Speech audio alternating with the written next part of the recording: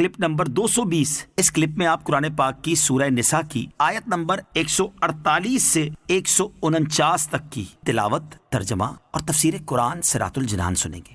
بسم اللہ الرحمن الرحیم۔ ترجمہ: اللہ کے نام سے شروع جو نہایت مہربان رحمت والا ہے۔ لا يحب اللہ الجہر بالسوء من القول الا من ظلم وَكَانَ اللَّهُ سَمِيعًا عَلِيمًا۔ ترجمہ: بری بات کا اعلان کرنا اللہ پسند نہیں کرتا مگر مظلوم سے، اور اللہ سننے والا، جاننے والا ہے۔ لا يحب اللہ الجہر بالسوء من القول، بری بات کا اعلان کرنا اللہ پسند نہیں کرتا۔ ایک قول یہ ہے کہ بری بات کے اعلان سے مراد کسی کے پوشیدہ معاملات کو ظاہر کرنا ہے، جیسے کسی کی غیبت کرنا یا کسی کی چغلی خانہ وغیرہ۔ یعنی اللہ عز و جل اس بات کو پسند نہیں فرماتا کہ کوئی شخص کسی کے پوشیدہ معاملات کو ظاہر کرے۔ دوسرا قول یہ ہے کہ بری بات کے اعلان سے مراد گالی دینا ہے، یعنی اللہ تعالیٰ اس بات کو پسند نہیں کرتا کہ کوئی کسی کو گالی دے۔ ایک دوسرے کو گالی دینے کی مذمت، گالی دینا گناہ اور مسلمان کی شان سے بعید ہے۔ اس کے بارے میں 3 احادیث سماعت کیجیے۔ نمبر 1، حضرت عبداللہ ابن عمر رضی اللہ تعالیٰ عنہما سے روایت ہے، رسول اللہ صلی اللہ تعالیٰ علیہ وسلم نے ارشاد فرمایا، مسلمان کا بھائی ہے، وہ اس پر ظلم نہیں کرتا اور نہ اسے گالی دیتا ہے۔ نمبر 2، حضرت عبداللہ ابن مسعود رضی اللہ تعالیٰ عنہ فرماتے ہیں، نبی اکرم صلی اللہ تعالیٰ علیہ وسلم نے فرمایا، مسلمان کو گالی دینا فسق ہے اور اسے قتل کرنا کفر ہے۔ نمبر 3، مسلم شریف کی حدیث، حضرت ابو ہریرہ رضی اللہ تعالیٰ عنہ سے روایت ہے، رسول اللہ صلی اللہ تعالیٰ علیہ وسلم نے ارشاد فرمایا، آپس میں گالی دینے والے 2 آدمی جو کچھ کہیں تو وہ یعنی اس کا وبال ابتدا کرنے والے پر ہے، جب تک مظلوم حد سے نہ بڑھے۔ بری بات کا اعلان اللہ عز و جل کو پسند نہیں، البتہ مظلوم کو اس بات کی اجازت ہے کہ وہ ظالم کے ظلم کو بیان کرے، لہٰذا وہ چور یا غاصب کی نسبت کہہ سکتا ہے کہ اس نے میرا مال چرایا یا غصب کیا ہے۔ اس آیت مبارکہ کا شان نزول یہ ہے کہ ایک شخص ایک قوم کا مہمان ہوا تھا اور انہوں نے اچھی طرح اس کی میزبانی نہ کی۔ جب وہ وہاں سے نکلا تو ان کی شکایت کرتا ہوا نکلا۔ اس واقعے کے متعلق یہ آیت نازل ہوئی۔ بعض مفسرین نے فرمایا کہ یہ آیت حضرت ابوبکر صدیق رضی اللہ تعالی عنہ کے متعلق نازل ہوئی۔ ایک شخص سرور کائنات صلی اللہ تعالی علیہ وسلم کے سامنے حضرت صدیق اکبر رضی اللہ تعالیٰ عنہ کی شان میں زبان درازی کرتا رہا۔ حضرت صدیق اکبر رضی اللہ تعالیٰ عنہ خاموش رہے، مگر وہ باز نہ آیا تو ایک مرتبہ آپ رضی اللہ تعالیٰ عنہ نے اس کو جواب دے دیا۔ اس پر حضور اقدس صلی اللہ تعالیٰ علیہ وسلم اٹھ کھڑے ہوئے۔ حضرت صدیق اکبر رضی اللہ تعالیٰ عنہ نے عرض کی، یا رسول اللہ صلی اللہ تعالیٰ علیہ وسلم، یہ شخص مجھے برا بھلا کہتا رہا تو حضور علیہ الصلوۃ والسلام نے کچھ نہ فرمایا، اور میں نے ایک مرتبہ جواب دیا تو حضور علیہ الصلوۃ والسلام اٹھ گئے۔ ارشاد فرمایا، ایک فرشتہ تمہاری طرف سے جواب دے رہا تھا، اور جب تم نے جواب دیا تو فرشتہ چلا گیا اور شیطان آ گیا۔ اس کے متعلق یہ آیت نازل ہوئی۔ مہمان نوازی سے خوش نہ ہونے والوں کو نصیحت۔ پہلے یعنی مہمان نوازی والے شان نزول کو لیں تو اس سے ان لوگوں کو عبرت حاصل کرنی چاہیے جو میزبان کی مہمان نوازی سے خوش نہیں ہوتے، اگرچہ گھر والے نے کتنی ہی تنگی سے کھانے کا اہتمام کیا ہو۔ خصوصاً رشتہ داروں میں اور بالخصوص سسرالی رشتہ داروں میں مہمان نوازی پر شکوہ شکایت عام ہے۔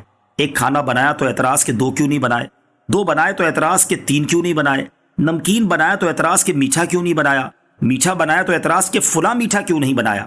الغرض بہت سے مہمان ظلم و زیادتی اور ایذا رسانی سے باز نہیں آتے، اور ایسے رشتہ داروں کو دیکھ کر گھر والوں کی طبیعت خراب ہونا شروع ہو جاتی ہے۔ حدیث مبارک میں مہمان کو حکم دیا گیا ہے کہ کسی مسلمان شخص کے لیے حلال نہیں کہ وہ اپنے مسلمان بھائی کے پاس اتنا عرصہ ٹھہرے کہ اسے گناہ میں مبتلا کر دے۔ صحابہ کرام علیہ رضوان نے عرض کی، یا رسول اللہ صلی اللہ تعالی علیہ وسلم، وہ اسے گناہ میں کیسے مبتلا کرے گا؟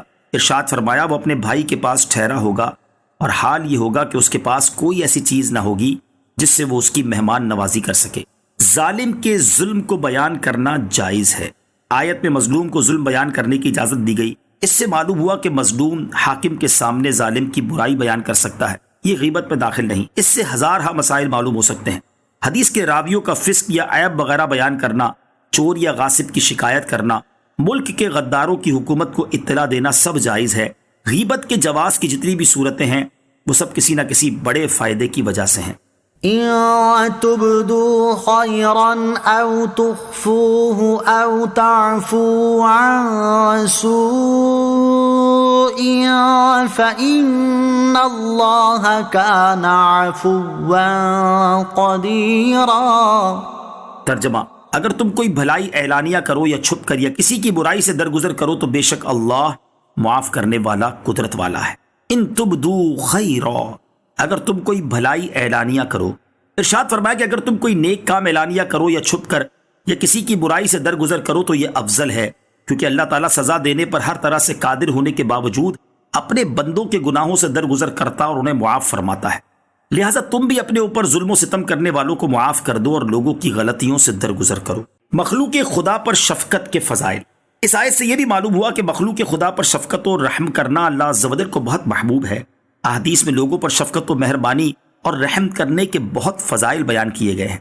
ترغیب کے لیے 4 احادیث سماعت کیجیے۔ نمبر 1، ترمذی شریف کی حدیث ہے، حضرت عبداللہ بن عمر رضی اللہ تعالیٰ عنہما سے روایت ہے، حضور اقدس صلی اللہ تعالیٰ علیہ وسلم نے ارشاد فرمایا، رحم کرنے والوں پر رحمان رحم فرماتا ہے، تم زمین والوں پر رحم کرو، آسمانوں کی بادشاہت کا مالک تم پر رحم کرے گا۔ نمبر 2، بخاری شریف کی حدیث، حضرت عبداللہ ابن عمر رضی اللہ تعالیٰ عنہما سے روایت ہے، رسول اللہ صلی اللہ تعالیٰ علیہ وسلم نے ارشاد فرمایا، مسلمان کا بھائی ہے، نہ اس پر ظلم کرے نہ اس کی مدد چھوڑے، اور جو شخص اپنے بھائی کی حاجت پوری کرنے کی کوشش میں ہو اللہ عز و جل اس کی حاجت پوری فرما دیتا ہے، اور جو شخص مسلمان سے کسی ایک تکلیف کو دور کرے اللہ عز و جل قیامت کی تکالیف میں سے اس کی ایک تکلیف دور کرے گا، اور جو شخص مسلمان کی پردہ پوشی کرے گا اللہ عز و جل قیامت کے دن اس کی پردہ پوشی کرے گا۔ نمبر 3، ترمذی شریف کی حدیث ہے، حضرت عبداللہ ابن عباس رضی اللہ تعالیٰ عنہما سے مروی ہے، نبی اکرم صلی اللہ تعالیٰ علیہ وسلم نے ارشاد فرمایا، وہ ہم میں سے نہیں جو ہمارے چھوٹے پر رحم نہ کرے اور ہمارے بڑے کی توقیر نہ کرے اور اچھی بات کا حکم نہ دے اور بری بات سے منع نہ کرے۔